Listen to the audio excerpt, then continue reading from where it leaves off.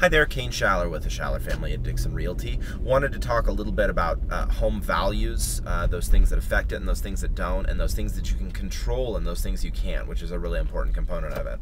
So the things that affect it, that don't affect it, are things like what I have into it and what I need out of it. I get that a lot because people say, well, but I bought it for $500 and I put $100 in and I want to get $600 out of it.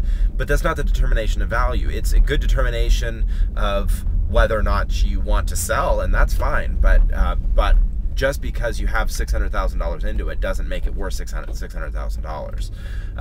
And the same thing with what you need out of it. You know, it's not a determination of value. When you go to buy the new house or whatever you're going to buy with that money, you're not going to buy what the seller needs out of it. You're going to buy what it's worth, and that's just where it is.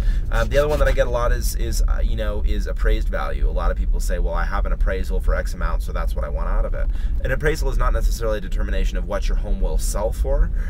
It is a construct of the financing industry to make sure that banks are within a range of value. But typically, things will sell for less than appraised value, less than the quote-unquote appraised value in this market, and that's just a reality that we have to understand. The things that do affect the value: market conditions, number of buyers in the market, availability of financing. All those things are what's going to determine what your home sells for.